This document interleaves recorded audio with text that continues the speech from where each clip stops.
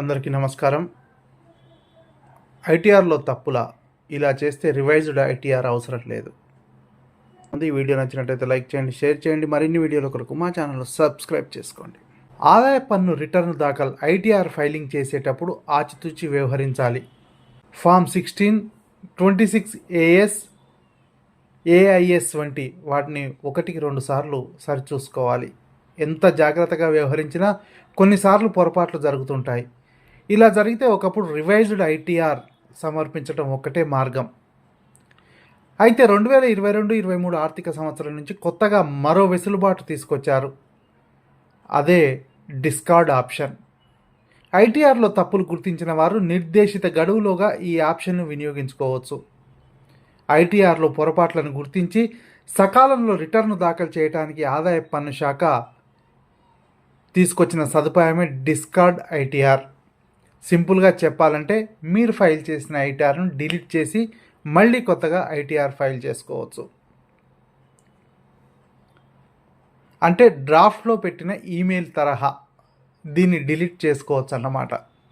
అయితే వెరిఫై కాని ఐటీఆర్ల విషయంలో ఈ ఆప్షన్ పనిచేస్తుంది.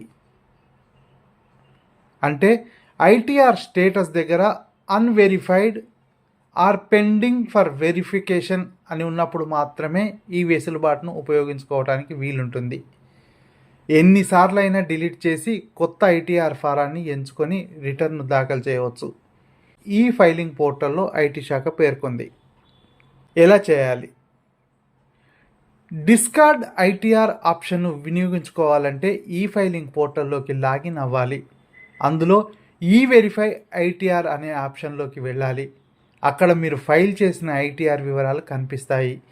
ఈ వెరిఫై పక్కనే డిస్కార్డ్ అనే ఆప్షన్ కనిపిస్తుంది. దానిపై క్లిక్ చేసి కొత్తగా రిటర్న్ దాఖలు చేయాలి. సాధారణంగా రిటర్న్ దాఖలు చేసిన 30 రోజుల్లోగా రిటర్న్లను ఈ వెరిఫై చేయాల్సి ఉంటుంది. అలా చేయకుండా పెండింగ్లో ఉంచిన వారు ఈ ఆప్షన్ వినియోగించుకోవచ్చు. అయితే డిస్కార్డ్ ఆప్షన్ను జూలై 31 కంటే ముందు మాత్రమే వినియోగించాలి. ఒకవేళ తర్వాత డిలీట్ చేస్తే గడువు దాటాక ఐటీఆర్ను ఫైల్ చేసినట్లు అవుతుంది. అప్పుడు పెనాల్టీ చెల్లించాల్సి వస్తుంది. గడువు తర్వాత బిలేటెడ్ ఐటీఆర్ను సమర్పించాల్సి ఉంటుంది. ఒకవేళ గడువు తేదీ దాటిన తర్వాత తప్పులను గుర్తిస్తే డిసెంబర్ 31 లోపు రివైజ్డ్ ఐటీఆర్ దాఖలు చేయటం ఉత్తమం. అప్పుడు రివైజ్డ్ ఐటీఆర్నే ఐటీ శాఖ పరిగణలోకి తీసుకుంటుంది. ఈ వీడియో నచ్చినట్లయితే లైక్ చేయండి, షేర్ చేయండి. మరిన్ని వీడియోల కొరకు మా ఛానల్ సబ్స్క్రైబ్ చేసుకోండి.